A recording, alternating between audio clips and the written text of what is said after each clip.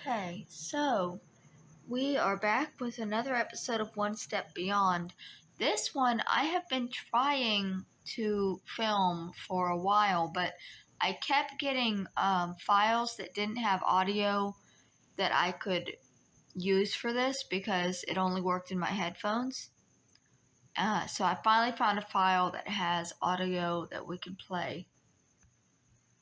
It's called Epilogue. The amazing drama you're about to see is a matter of human record. You may believe it or not, but the real people who lived this story, they believe it. They know. They took that one step beyond.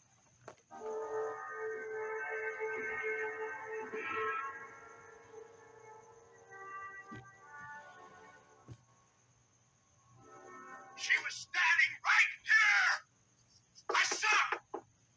It was no hallucination!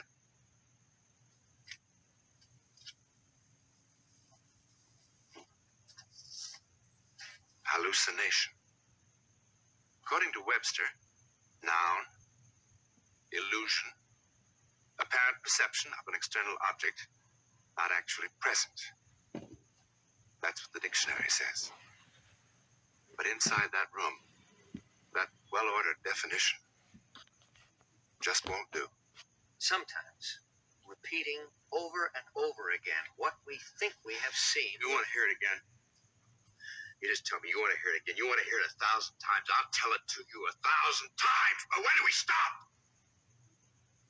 When that which cannot be is removed from that which was.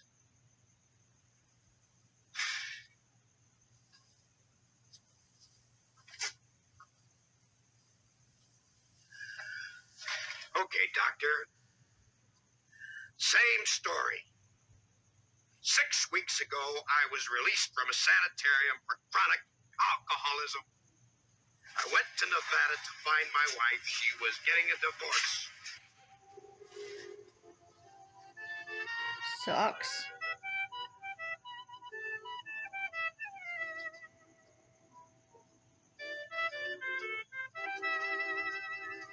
But he must have been a pretty bad alcoholic if she's going to leave him while he's in rehab.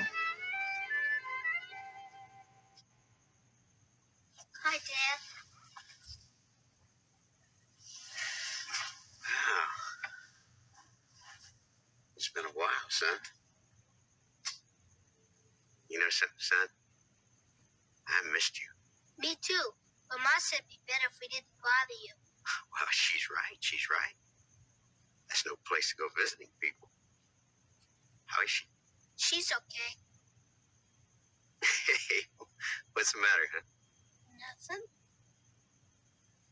Oh. Well, I'm not drunk, if that's what you're wondering. Dad. That was it, wasn't it? She told you to find out if I was. Well, that's nothing for you to be ashamed of. She's absolutely right. She shouldn't see me unless she makes sure. You're never going to have to worry about that again, Steve. You believe me? Sure I do. Thanks, Steve. Now let's go see if we can convince your mother.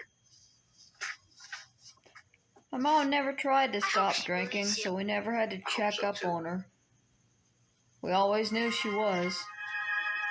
At least as long as I knew her.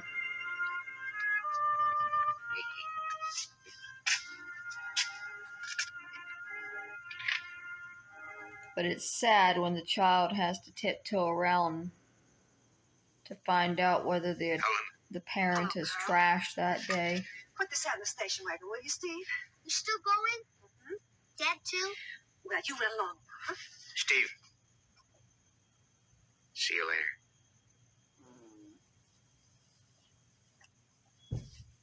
By the time I was a teenager, we just stopped asking Mom if we could have a day off of school if we wanted. We would just, she would write pre-written notes and we would just put the date on them so that we didn't have to bother with waking her up because it was likely she was not going to be happy if we woke her up because she was going to be too drunk from the night before. That's part why they pulled little Ronnie out of school. It's so she wouldn't have to get up in the morning anymore. They wouldn't have to answer any more questions. This episode hits a little close.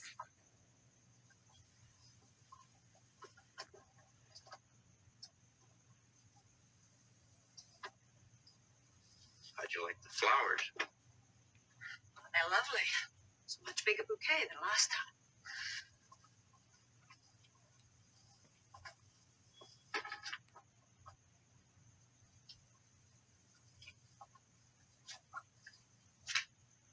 I see you didn't care much for the note either.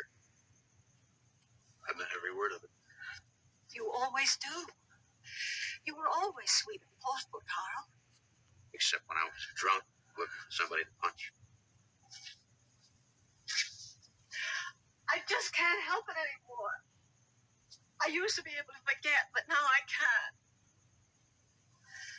Why did you come all the way out here? The answer is no. No? No, Carl, absolutely no. See, all the other times you were away, I used to be able to think of you the way you were when we first got married. The good times. But this last time, all I could see was you drunk and shouting and fighting. And those two policemen, the way they looked at me. Carl, I've just forgiven and forgotten so many times that it's just all gone out of me. The forgiving and the forgetting. I can't, that's all, no. Helen, I don't want you to forget. Carl, what you're doing is not fair to any of us. You're upsetting Stevie. Listen to me, Helen. I want you to remember. We've both got to remember just how terrible it was. Because that's what's going to keep it from happening again. I can't go through this again. No, her Carl. leaving. I just can't. Sorry. Her leaving is what's going to keep it from happening again. No matter how many times an addict or an abuser tells you it's not going to happen again, it's going to happen again. There is very little chance that they are going to change.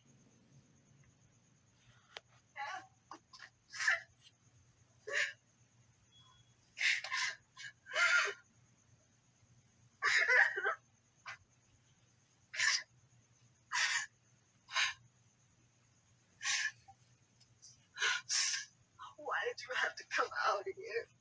Why couldn't you just leave us alone? Because he's a narcissist. You remember where they put me the last time? It was pretty awful. I was never so scared my whole life. Not even when I was a little kid. I hated you for letting them put me there. Well, what was I supposed to have done? I hated you at first. But I'm grateful now. Gave me a lot of time to think. And when I got out, I realized that I'd never take another drink as long as I lived. But how do you know? Because now I know what made me drink. It was fear. Fear? Of what? You had a wonderful job. We had Stevie. You I have knew to- how much I loved you. I'm gonna have to cut him off again. Knowing why you drink does not necessarily mean you're over it and you're going to be able to stop. Saying, I understand why I was doing that now, I understand why I have these problems now, is not an actual cure to the problem. It's just an understanding of what's happening. I understand what's happening when my PTSD gets triggered, but I still can't control myself when I really start to spiral. Understanding and being able to control it are not the same thing. And I was afraid that I wasn't good enough for you. That doesn't make much sense, I guess. How can I make you understand? Well, I drank to forget the fear. And when I was drinking, I really wasn't good enough for you. Well, the fear got worse. I drank some more. And I lost my job. I hated myself for that. I drank some more. Hated myself some more. was afraid. But I'm not afraid anymore. Sorry, I got a vision of the kid from Donnie Darko yelling, "I'm not afraid anymore." What do you say?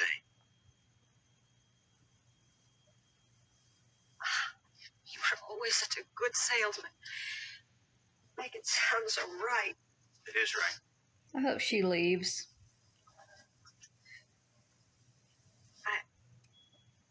I want to think about it. Not here. When I'm with you, whatever you say seems right. I'm glad I still have that effect on you.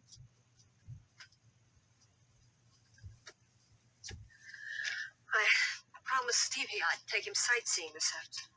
Can I go with you? No, we'll be back for supper. While you're deciding, would you wear this? I'll never put that ring on again, Carl, unless I mean it. If it is no, I promise I won't argue. Thanks, Carl. Just in case it is no, I want you to remember this.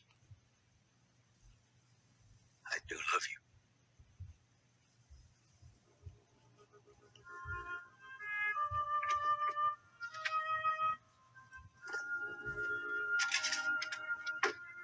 Which is why women stay with abusers and addicts, because they say that they love them.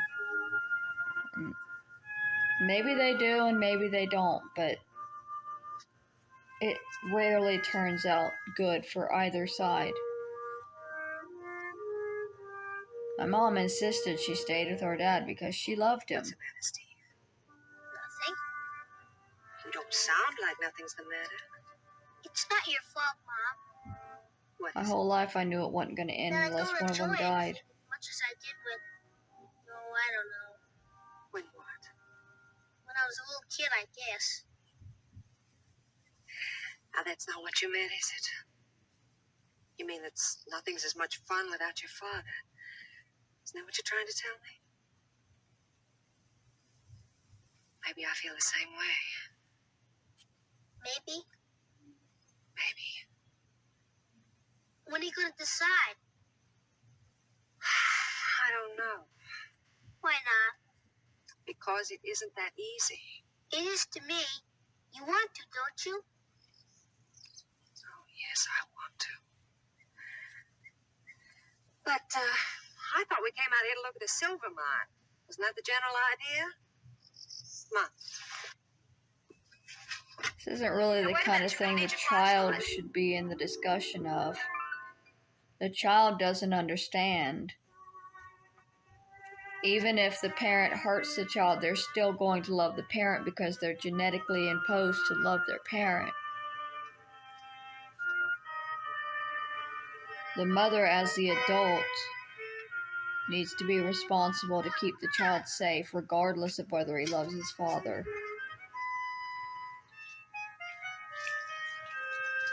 Although she's taking him into a mine, so maybe he's not safe with her. Here, you better carry this on.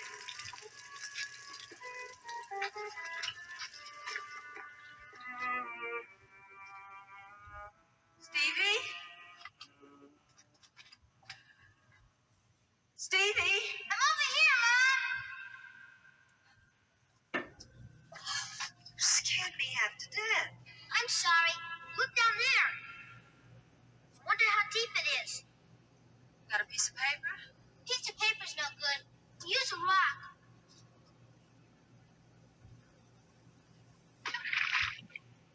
There's water down there. I guess that's why they abandoned the mine. I don't know. Dad would. Will you give a lady a little time? Haven't you had enough time? Yes, Stevie, I guess I have. Then let's go back and tell him. No, not right now. Run on.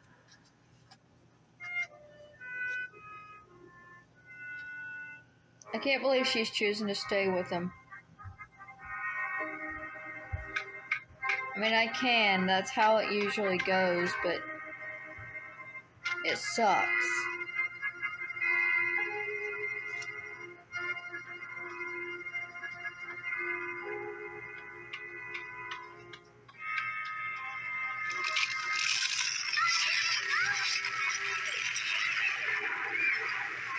Oh shit.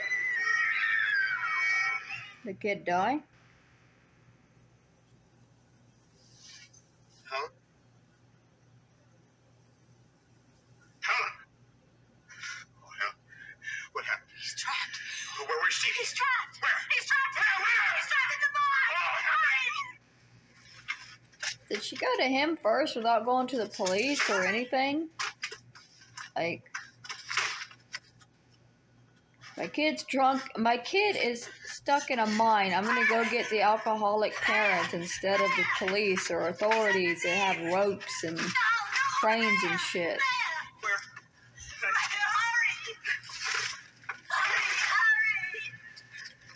Try and get some help, Helen. Please try to get some help. Maybe she's just not thinking clearly, but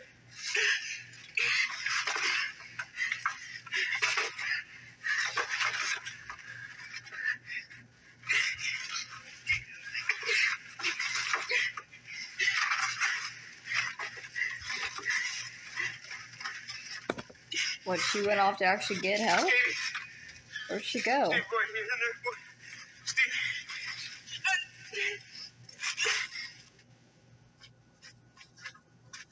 Yeah, okay, there's more people coming. Lady? Lady! Where are you? Steve. Right here! Where's the trouble? Here! Where's the trouble? Right here, my boy's in there. My boys. Someplace he's in here. Kid's not even making any noise to let him know where he's at. Are they sure he's alive? Watch it. Watch it. Take it easy. Watch it. I see it. I see it. Can they get through? Get out of the truck. Stevie. Stevie, alive. Stevie. Stevie.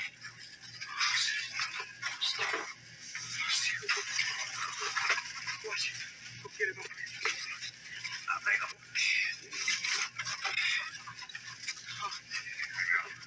Watch it.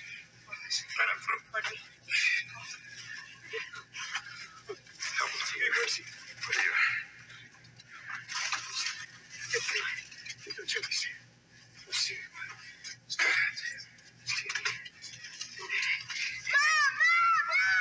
Smith!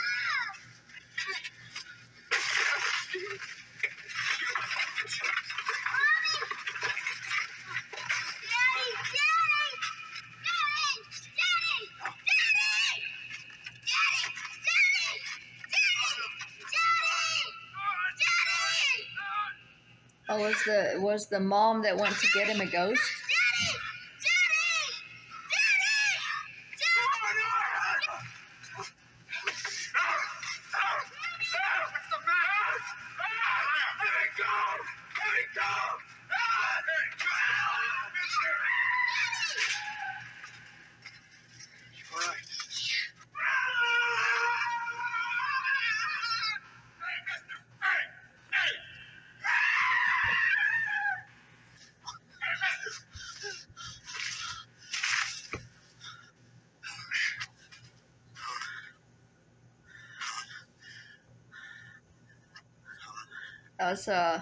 That's some reaction.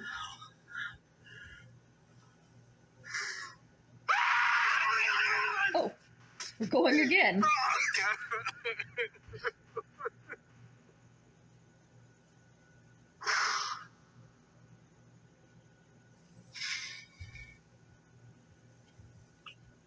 Well, that's it. That's it. Not quite.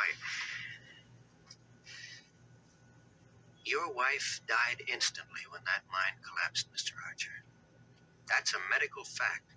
Go ahead, state the other medical fact. Tell me I'm out of my mind. There's nothing wrong with your mind. But there are certain facts you have to face. For instance, do you have any idea how your wife got from the mine to the motel? Her station wagon never left that mine. You know that, don't you? It was an extremely hot day. You were fatigued from the long drive, and you were under considerable emotional stress. Now, isn't that true? Isn't that true? Yes. Your wife was gone longer than you thought she would be. You were worried that perhaps she would never come back. So you invented reasons why she was gone. I saw her! She was standing right here! Now, come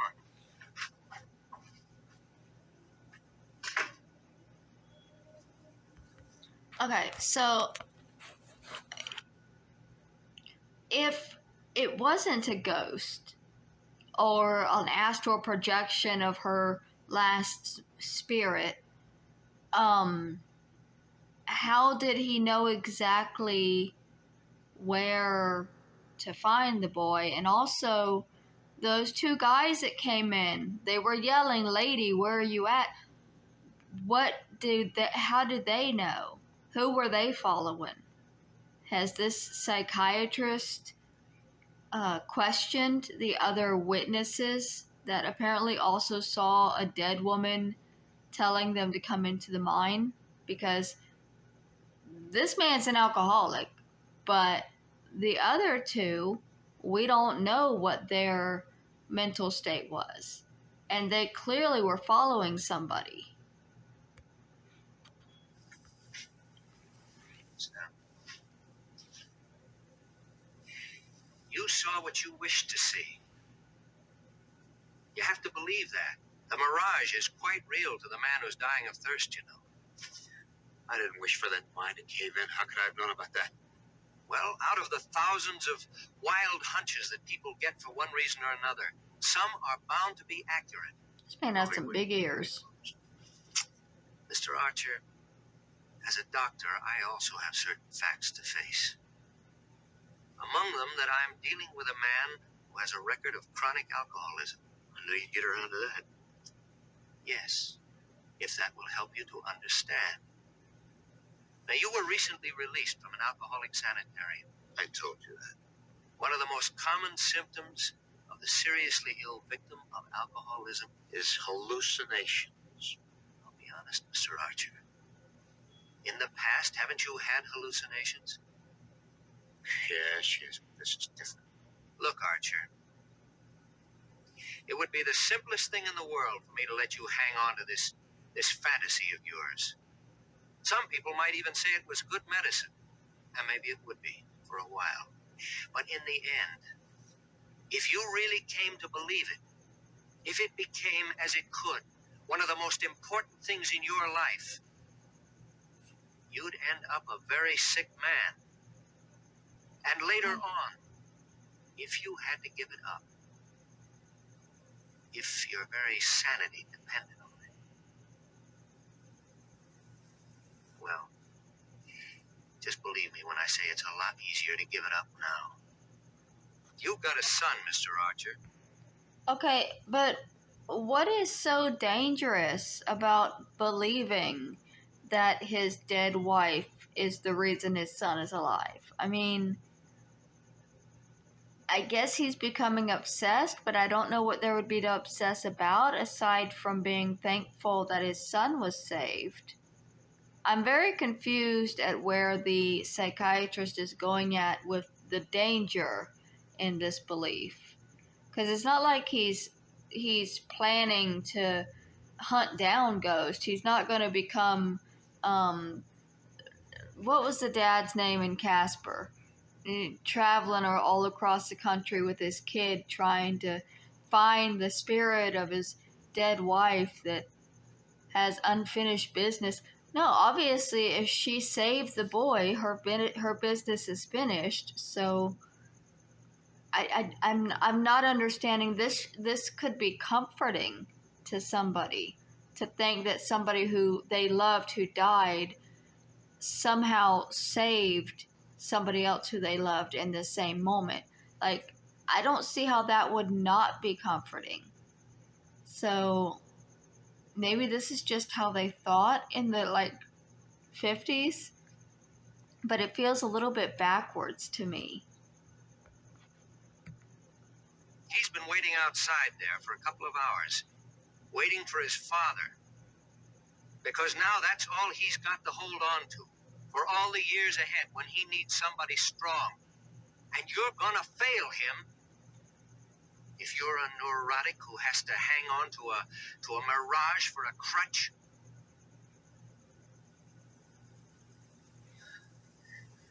I'm sorry I had to say it that way. Oh, don't be.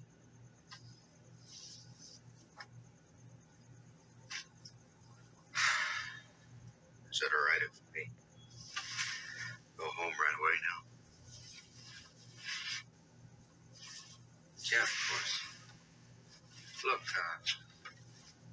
it's not going to be easy for you. When you have a bad night, I want you to take one of these. I thought you didn't like crutches. Should he really be alone with his kid, though? They're all right if they wear off. He has a known history of being an abusive alcoholic. And his wife just died, so he's in an emotional state. Well, I'm not saying he should lose his kid right away, but how safe is it for him to be alone with him right now? I don't have all the answers, not by a long shot. I hope I've helped a little. I guess so. Much to love you. I guess that's not something they're worried about. They're more worried about whether he still believes in ghosts. The important shit. How you feeling? On my way to work now. Oh, there's one of them. Stop by and say howdy and see how you were getting along. Hello, how are you? And then he's also a ghost. Woo! Didn't get a chance to thank you last night. And so's the psychiatrist. Man, hope Stevie out of mind. I don't even know your name. Sam Harrison. Jim and I both are very glad to be of help. I can't tell you how grateful I am. How the two of you ever happened to be there when I needed you at the mine, I'll never know. Mr. Archer, when we heard those screams, we couldn't get there fast enough. What screams?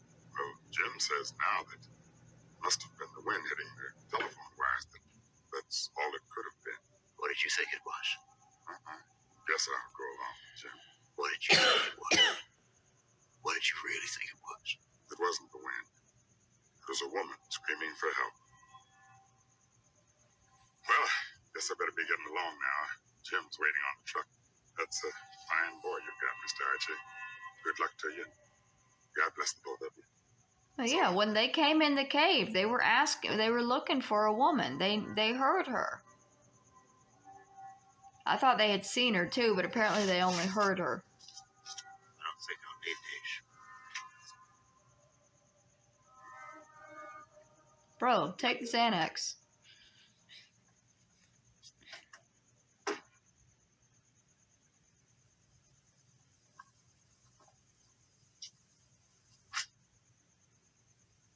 I guess it is better if he can do it cold, if he's able to.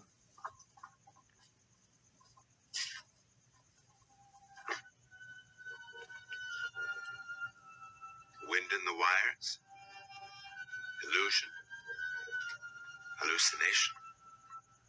Certainly you have your own very personal explanation or rejection. But is it possible that love knows no boundaries? Not even death? That sometimes a loving hand, beyond life itself, can reach out to shield the living? Is it possible? In a moment, something about next week. Okay, so I do believe in ghosts, and I believe that I've actually encountered a ghost in my life, but I have many, many more questions about the choices that were made in this episode that have nothing to do with ghosts at all.